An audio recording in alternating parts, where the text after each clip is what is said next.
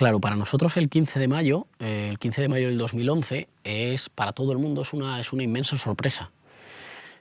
Ahí sí que es verdad que hay una irrupción de lo no contado. Nadie sabía dónde estaba esa gente. No estaba en las protestas de antes, que eran protestas fundamentalmente para militantes, para minorías activistas. Así que no contaba, yo lo he contado en alguna ocasión. A mí el 15 de mayo me sorprende, yo justo ese día, el 15 de mayo por la tarde, volvía de dar clase en Ecuador. Y como tenía que aguantar el jet lag, llamé a los compañeros y dije, hay una manifestación hoy, voy y me paso. Los compañeros de Juventud Sin Futuro, que era una organización pequeña. Juventud Sin Futuro. Juventud Sin Futuro se llamaba, que era una organización pequeña, pero después muy influyente en la construcción de Podemos. Y les llamé para decir, oye, ¿me acerco o no me acerco? Y me dijeron, bueno, pásate, hay muchísima gente, no nos lo esperábamos. Me acerco, es una manifestación con mucha gente que aún no le podría remitir a esta idea de la multitud, porque era mucha gente con carteles individuales, sin bloques, no encuadrada por organizaciones, gente que había respondido en tanto que individuo, en tanto que grupo de amigos, a una cosa que circulaba en gran medida por las redes sociales y en el boca a boca, y que circulaba que unía a la gente fundamentalmente por un contenido destituyente.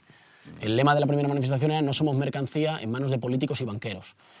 Digamos, no sabemos lo que somos, pero lo primero que nos define es que sabemos que no somos ellos. Luego veremos qué tipo de nosotros construimos, o si construimos alguno, o si digamos, no hay que construir ninguno y hay que multiplicar las particularidades de cada uno. Pero lo primero que une es un rechazo frente a un segmento percibido como muy estrecho, muy egoísta e incapaz de conducir un proyecto de país justo y que le dé garantías a las mayorías, que une a las élites políticas y económicas en un mismo grupo, ya digo, con comportamiento, nosotros después diríamos con comportamiento de casta. Sí. Aquello es completamente imprevisto. Una parte de la gente emprende, cuando se acaba el recorrido legal, sigue caminando por las calles de Madrid, hay algunas cargas y algunos enfrentamientos con la policía y después acampan en la Puerta del Sol. Y yo tengo que reconocer que cuando me entero que están acampando en la Puerta del Sol, pues lo veo con esa cierta displicencia con la que los militantes a menudo ven los movimientos espontáneos de masas, que es, bueno, ¿no? Van a acampar en la Puerta del Sol, bueno, pues los multarán o los pegarán, esto se acabará, y lo que pasa es que efectivamente sucede eso, pero hay una hay una escalada por la que cada vez hay más gente en la acampada y eso se convierte en un fenómeno de masas que sacude la política española. A mí me parece que ese fenómeno de masas vacuna en España contra la posibilidad de que el malestar difuso, un malestar huérfano y fragmentado, es un malestar que no tiene canciones que compartir, que no tiene una bandera, que no tiene eslóganes casi que compartir, no tiene sitios donde reunirse, no tiene memoria, de hecho tiene un cierto adanismo de que la historia empieza el 15 de mayo del 2011, o sea, un malestar huérfano de referentes culturales que lo articulen, que lo construyan. Ese malestar es un malestar de signo ambivalente, podría haber ido en sentidos muy diferentes. Podría haber alimentado una solución, digamos, populista reaccionaria como en otros países de Europa, que hubiera construido ese nosotros por oposición a los inmigrantes y a los políticos en general, denigrando la política y en un sentido, digamos, antidemocrático. Podría haber ido en un sentido solo, ya digo, tecnocrático, y había contenidos así en el 15M, de gente que decía, bueno, necesitamos que los políticos son unos ladrones, necesitamos que nos gobiernen técnicos. O podría haber ido, como finalmente fue, en un sentido, digamos, de evolución democrática y popular, que decía, no, aquí lo que pasa es que la democracia, el derecho de los muchos a decidir sus condiciones de vida, ha sido secuestrado por unos pocos, porque aunque votamos, nuestras condiciones de vida se deciden en otro lugar, que no son los parlamentos. Y hay un mecanismo que trampea, digamos, somos pueblo el día de ir a votar, inmediatamente después volvemos a casa y algo sucede en la tramitación de nuestras demandas que acaban siendo secuestradas por una minoría que ha conseguido desde hace mucho tiempo que todo se haga en su favor. Ahora, ese movimiento no es capaz de alterar los equilibrios de poder en el Estado español. De hecho, hay elecciones municipales en 2011, pocos días después, creo que es el 18, una semana después de que estalle el 15M, y son las elecciones en las que el Partido Popular, la derecha en España, consigue el mayor nivel de poder institucional, acumula el mayor nivel de poder institucional en la historia de nuestro país. No son capaces de alterar la distribución de poderes, los equilibrios en el Estado, pero alteran claramente la cultura del momento, el sentido común de época.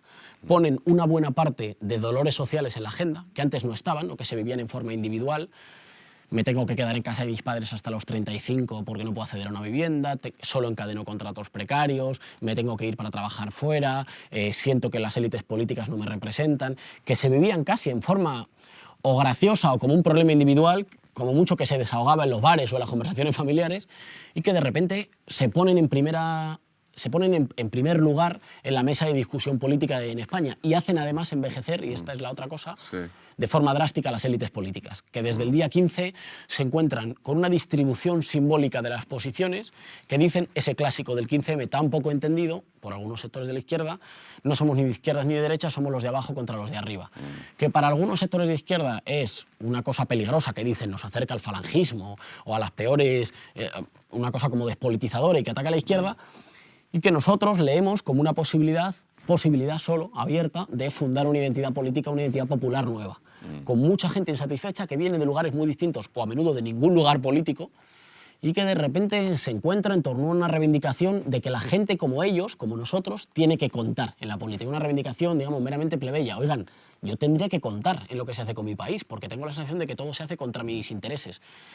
Creo que nosotros, pero eso es otro tema, que seguramente hablamos luego, hacemos o nos aventuramos a hacer esa lectura porque estamos muy manchados, en el mejor sentido de la palabra, de las experiencias políticas nacional-populares latinoamericanas. Bueno. Sin esas gafas, sin esos anteojos, creo que no nos habríamos atrevido a hacer una lectura que parecía claramente como extemporánea y como propia de otras latitudes. Es interesante y seguramente vamos a tener después tiempo para conversar el impacto de las experiencias democrático-populares de América del Sur en algunos de ustedes. Pero a mí hay algo que en nuestras conversaciones siempre me interesó y me preocupó como un tema para discutir, ¿no?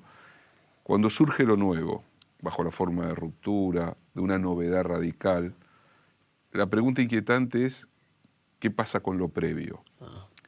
¿Qué pasa con esa sedimentación, esas memorias, esas biografías, sobre todo de las grandes tradiciones igualitaristas, emancipatorias? Si a veces no hay un culto de la novedad en sí misma, de lo nuevo absoluto, que es correlativo con la lógica del mercado. Si el mercado rápidamente gasta esa novedad, no tiene problemas porque produce una nueva novedad. La mercancía es reemplazada por otra mercancía. No puede haber un deslizamiento, por ejemplo, de una experiencia como la que surge de los indignados y que después metaboliza en Podemos. No puede haber un deslizamiento a gastarse todo en el reclamo de la pureza de la novedad, que después se vuelve vieja inmediatamente y queda sin nada, porque no tiene memoria previa. Claro. Es muy interesante lo que dices. Yo tendría una respuesta contradictoria. En realidad tendría una respuesta del sí y una respuesta del no. La respuesta del sí diría, en la medida en que es un descontento deshecho, inorgánico y culturalmente huérfano, y que nosotros lo que hacemos es lanzar una iniciativa que intente articularlo también desde arriba en la competición electoral, competimos en un terreno construido por el adversario. Por ejemplo, en nuestro caso, la importancia de los medios de comunicación y del combate en los medios de comunicación como una forma de hablarle, interpelar y ofrecer medios para articular un descontento popular roto, hecho pedazos. Claro, pero eso significa que hablas desde un terreno que domina al adversario y que está marcado por lógicas como la espectacularización, la inmediatez, esta cierta dictadura de lo novedoso, que ciertamente no ayudan a ese trabajo pedagógico, cultural, intelectual y moral más lento de fraguar una voluntad popular nueva. Y claramente ahí hay que moverse en la contradicción de, digamos, batallar en un terreno que domina al adversario. El adversario te cita en el terreno que él prefiere y ese terreno a ti te transforma también, ciertamente, y al mismo tiempo intentar, digamos, aprovechar ese terreno sin el cual claramente no habríamos existido, sin dejar de hacer en un carril, si quieres más lento, menos vistoso, ese tipo de transformaciones que vas a necesitar para no depender siempre de las lógicas del adversario. Pero es verdad también que el 15M viene a...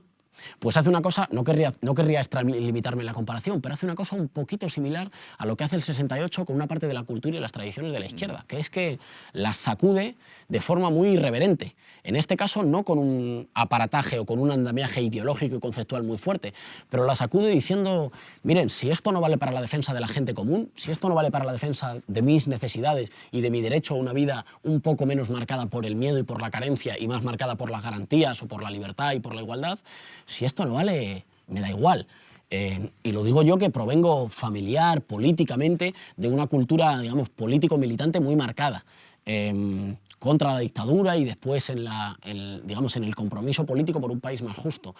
Pero que claramente el 15M lo sacude y dice, bueno, no le tengo demasiado respeto, digamos, no sé, a los iconos, a las tradiciones, en la medida en que no están en mi vida cotidiana. Y ahí es muy importante darse cuenta, creo, que para cuando el 15M irrumpe y sacude el escenario político, una buena parte de esas tradiciones no existen para la mayor parte de la gente que cuando sale a protestar no se las encuentra. Es decir, no creo que haya un mecanismo ideológico por el cual la gente que sale a llenar las plazas en España rechaza esas tradiciones.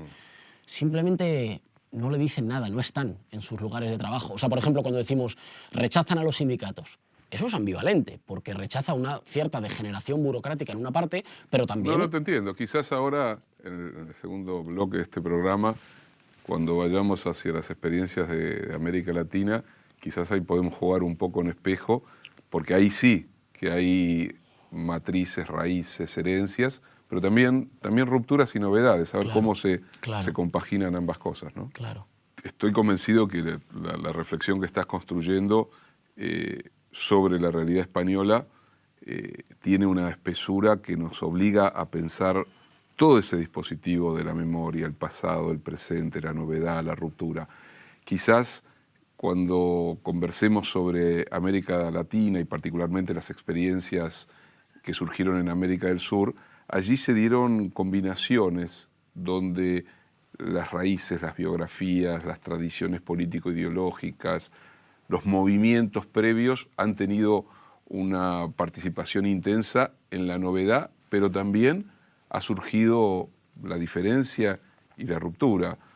Ahí podríamos comparar qué es lo propio de América Latina en esta circunstancia histórica y qué es la novedad o no de lo que están trayendo los movimientos políticos de ruptura en Europa. Sin duda, y los fenómenos nunca se pueden copiar. Y es inútil, nadie lo pretende, pero es verdad que sin una parte de aprendizaje o de acompañamiento, de tener la mirada puesta en los procesos de cambio político, de transformación política en América Latina en las últimas 2 décadas o década y media, nosotros no habríamos sido capaces de imaginar una parte del proyecto Podemos. Habrá que ir sacándole el hilo y las comparaciones en espejo siempre son fascinantes, ¿no? Seguramente vamos a poder continuar esta conversación.